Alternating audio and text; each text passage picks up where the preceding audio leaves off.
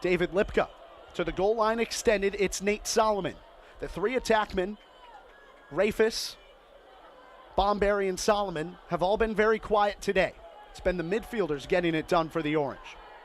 Bomberry has it now. That's Brendan. His cousin Tyson has been out today with an undisclosed injury. Spin move from Tucker Dordovic. He gives it out to Lipka. Lipka trying to get his hands free. A bouncing pass reeled in by Dordovic. He's at X now. Gives it off to Rafis, who's directly behind the cage. Johnny Surdick won't meet him there. Rafis will look for passing options. 9:30 left to go in the fourth quarter. Army up 9-7. Syracuse has the ball right behind the cage. A pass in front and a goal. The second for David Lipka today. Lipka, the redshirt freshman from Derwood, Maryland, makes this a one-goal game again for the Orange. That Syracuse offense is just clicking from X, and I don't really understand why Johnny Surdick doesn't want to go and meet Steven Rafis. You know, we saw Anthony George, the short stick defensive mid, was taking a lot of that responsibility. He got hurt, left the game. And Surdick's just kind of waiting in front of net for whoever's cutting, but his back is to a lot of the cutters, and David Lipka just takes advantage. Less than 9:30 remaining in the fourth quarter. It's Army 9, Syracuse 8. A top 20 battle in the Carrier Dome has lived up to the hype so far. Seth Delisle and John Ragnow will go at it for the faceoff. The ball is placed, the whistle blows, the wingers come in. John Ragnow wins another faceoff. That's his lucky number 13th for the Black Knights. Ball's on the ground. Syracuse is begging for possession. They get it from the referee. 9:15 remaining in the fourth quarter. Syracuse has a chance to clear, get the ball in their own attacking zone, and maybe tie this game up. Nick Mellon to Dom Madonna, 30 yards away from his own goal. Syracuse looking to clear. Madonna plays catch with Cunningham. Matt Lane checks into the game, walks over the 50-yard line. Syracuse has successfully cleared. The second line attacking midfield has come in for the Orange, and Steven Rafis dishes out to Brendan Curry, who's at the top of the key. Curry down the near hashes, gives it off to Ryan Simmons, who has a fancy assist in this one already. Simmons working against John Ragnow. Simmons around the crease. Quick spin move. And he looks for a teammate at X. It's Nate Solomon. Both he and Steven Rafis have been playing out of X all day. Solomon gives it off to Matt Lane, and the chance of Let's Go Orange have begun here in the Carrier Dome. Down by one goal. Nate Solomon at X, sprinting around the crease. Working against Dom Rica. Spin move. Pass inside. Bomberry shuffles it in. The Orange comeback is complete. It's 9-9. Solomon to Brendan Bomberry, and finally the attacks for Syracuse wake up. Connor, we've been waiting for it all game. Brendan Bomberry has been quiet since that 5-goal performance against Binghamton. Did not score last week, and what better moment to get on the board for Brendan Bomberry. Ties it up at 9, and now Syracuse in the driver's seat trying to take that lead. Let's Go SU chants breaking out. The fans are on their feet. Seth Delisle will go against Evan Condon at the face-off X for Army. With just about 8 minutes remaining, 9-9, this game is tied. Army won last week, 9-7 against number 11 Rutgers. That was at home, but on the road, they had a chance to get the job done against the 16th ranked Orange. Now this game is tied up. It could go anyone's direction. So could this face-off. It's on the ground here. Syracuse and Army both fighting for it, but there's John LaMonica from Army. He wins another one. It's knocked out by Austin Fusco. LaMonica has it on the ground. He'll keep shoveling it into the attacking zone. The ball is still on the ground at the 30-yard line for Syracuse. Nick Mellon picks it up. The Syracuse crowd is on their feet. The Orange is looking to clear. Here's the face-off man to Lyle. He gets it to Fusco. The Orange is streaking. Here's Brendan Bomberry, who just shoveled in the game-tying goal. 7:30 remaining in the fourth quarter. Peter Dirth checks into the game, along with Jamie Trimboli, a pair of sophomore stars at the midfield position. Here's a freshman, Tucker Dordovic. He's 40 yards away from the Syracuse goal. We're approaching 7 minutes remaining in the fourth. Dordovic up top, face dodge, roll dodge. Now 20 yards away, looking for a teammate, draws a slide, and he gives it off to Trimboli. 40 yards away, it's Peter Dirth and Trimboli, they play catch. Trimboli working against LaMonica. Trimboli, quick roll dodge, near side, 20-yard line. He gives it off to Nate Solomon, who goes down the left wing. Solomon will look content to jog around the goal. He's at X now. Now he's sprinting around the crease. Quick face dodge, looking to make something happen. Working against Dom Rica, who's been physical today all day on the Army defensive side. He gives it up to Jamie Trimboli. Working against LaMonica, a shot is deflected. It's going to be a race to see who can back it up, and the officials grant it to Syracuse. Big hustle play there from Tucker Dordovic. And Brendan Bomberry, how about a dive forward to keep his stick in front of the Army defender? Great job from Brendan Bomberry. Number 23, Dordovic, working against number 23, Cole. A shot goes wide, but it's backed up by Rafis. And with 6:20 remaining in the fourth quarter, this game is tied, and Syracuse just tied it up in the shots department for the first time since the first quarter. It's 22 aside.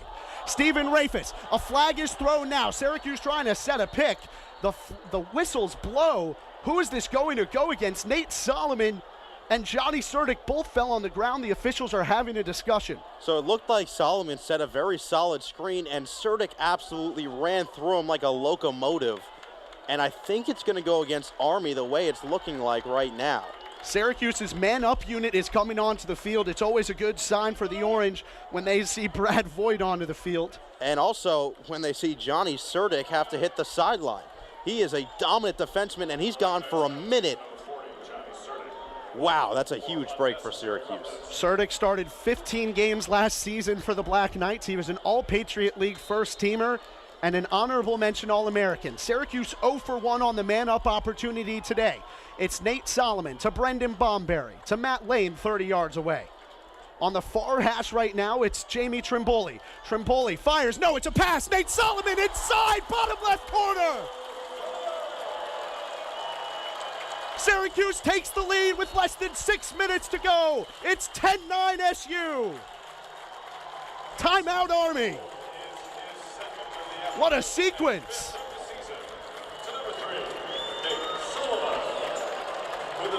You can hear the Carrier Dome crowd. They are rocking right now. With less than 6 minutes to go in the fourth quarter, we will take a timeout. Syracuse leads 10-9. You're listening to Orange Men's Lacrosse on the original home of the Orange, WAER. And here to break it down is our other Juice and Java host and sports analyst for the day, Connor Federico. Connor, thanks for joining us. Thanks for having me, guys. Let's just start with this. You know, it was a successful season, but they did come up short last night. How close was Syracuse to actually beating Duke in that tough Sweet 16 matchup? Well, 69-65. It came so down to the wire once again, like it always does with Syracuse basketball come tournament time. You look at some of the stats. Tyus Battle shot over 50% from the field, 4 for 8 from the three-point line. With 9 points, he really did everything he could to keep the Orange in it, but 15 turnovers, that's pretty much unacceptable at this point when you make it so far. 15 turnovers, really tough to overcome, but you can't talk about the play enough of Marvin Bagley and Wendell Carter going 6 for 8 from the free throw line and 8 for 11 from the free throw line towards the end of the game when Syracuse needed a foul. Those guys were just clutch for the Blue Devils, and that was really the difference in this one.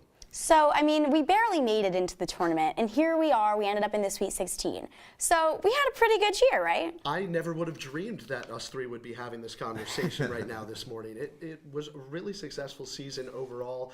I think that this team really did all they could in terms of the talent that they had to figure it all out, to get to this point, to really make an impact on the city of Syracuse and Central New York with the limited talent that they had. It was really a miracle run. You talk about the wins against Miami, the wins against Clemson. Those were clutch wins that the Orange needed to get into the tournament. They did have plenty of hiccups along the way, just a 20-win regular season, but good for Syracuse to get to this point. It really says a lot about Jim Boeheim as a coach in the NCAA tournament and what Central New York is really all about. It's basketball. Yeah, Coach Boeheim proved yet again why he is a legend in the game. And you know what? I think people forget that this team has a lack of scholarships compared to others due to NCAA sanctions. So looking ahead to the future, future? What do we think we can expect? I think some talking points that some people at home are going to want to hear about. Tyus Battle, does he stay? O'Shea Brissett, does he stay? Incoming freshman, how talented is this team truly going to be next year? Well, it's funny that you mentioned that, Noah, because O'Shea Brissett last night, people asked him, what are you going to do with your future? He could have been a late first round pick in the NBA draft this year.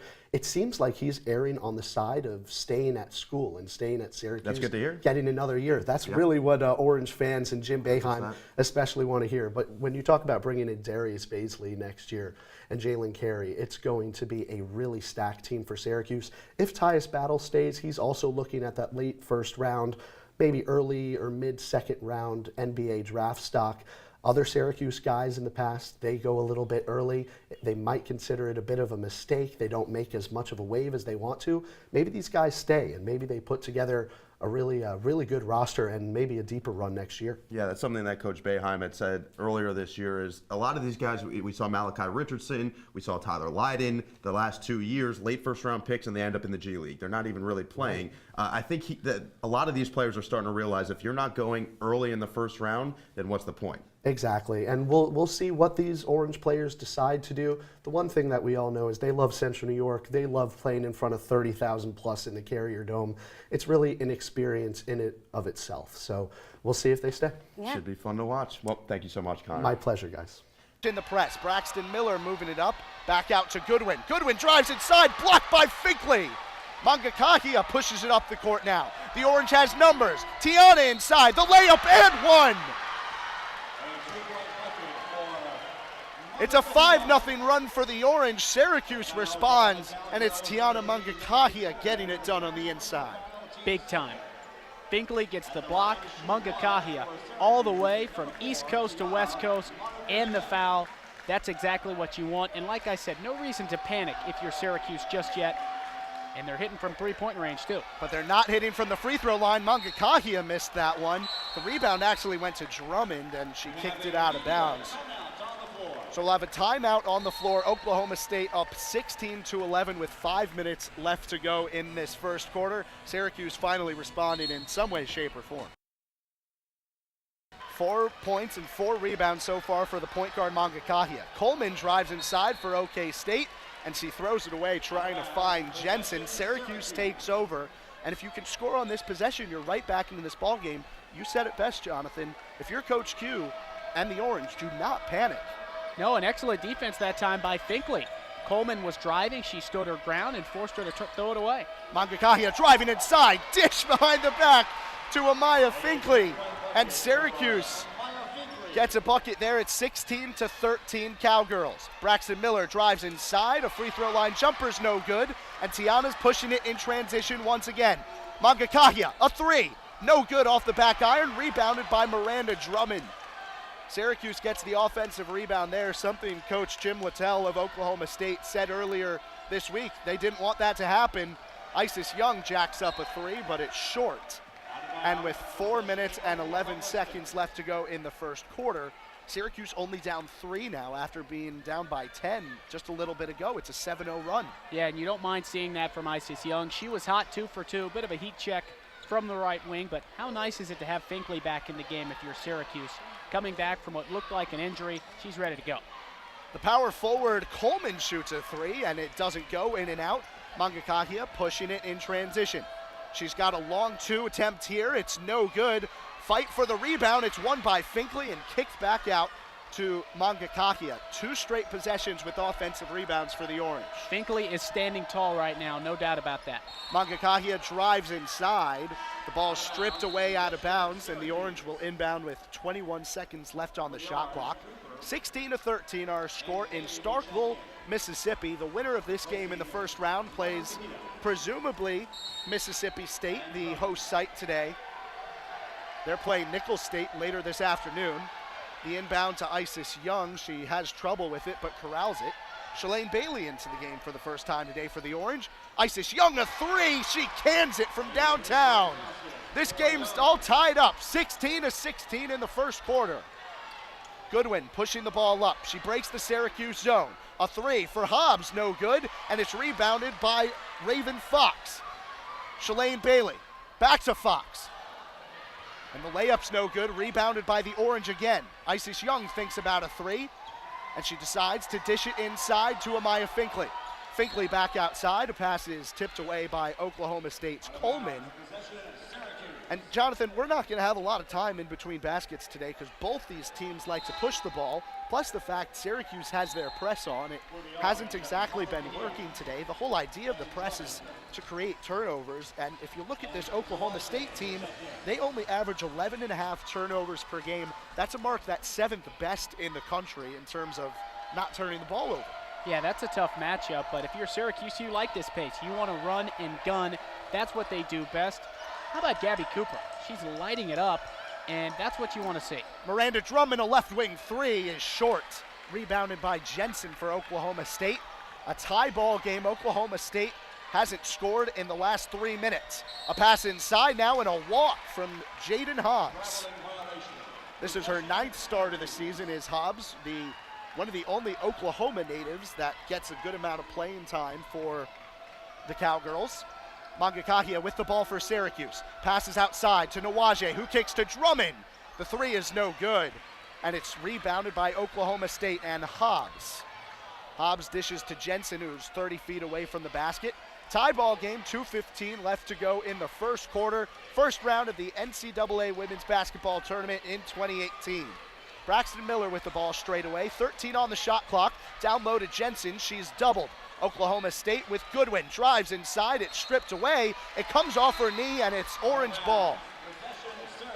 Oklahoma State certainly cooled off since we have that first timeout, haven't they? And they need a bucket in a bad way. Syracuse looking pretty good right now on offense and not too bad on defense. Mangakahia slowly with the ball up the court now. Less than 2 minutes to go in the first quarter. Mangakahia, it looks like they're going to try to double her at the top. Oklahoma State playing a zone now. Miranda Drummond, a three from the left wing, and Syracuse takes the lead, 19-16. Oklahoma State pushing the ball up the floor. A three ball, no good. Rebounded by Jensen. Jensen inside.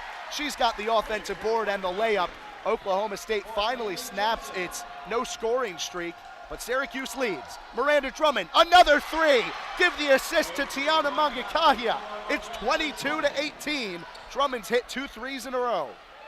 1:12 left to go in the first quarter. Both these teams playing at a lightning pace. Lauren Goodwin, a three. She cans that one. It's 22-21 Orange. Rapid scoring now from both sides. Mangakahia with the ball, less than a minute to go, and Coach Quentin Hillsman tells her to slow it down. She fakes the dish to Cooper, drives inside. Drummond, can she hit another one? No. It's off, rebounded by Oklahoma State. The Cowgirls could take the lead here. Mandy Coleman, the 4 in the starting lineup for the Cowgirls, takes the ball up the court. Braxton Miller with the ball now on the right side. Oklahoma State looking to take the lead, less than 30 seconds to go. Braxton Miller pulls up from 10 feet. She hits, and the Cowgirls have the lead. 23-22. Syracuse has the ball with 22 seconds. The shot clock is off, and the Orange will hold for the last shot of the quarter. Syracuse shooting at 47% in this first quarter, 45% from downtown. Miranda Drummond's been the leader on the Orange side with 7 points. Mangakahia with 6 seconds left on the clock. Gets a screen from Drummond. Drummond with 2 seconds, has to drive. Puts up a layup at the buzzer, no good. And that's the way the first quarter ends. The 9th seed Oklahoma State 23, the 8th seed Syracuse 22.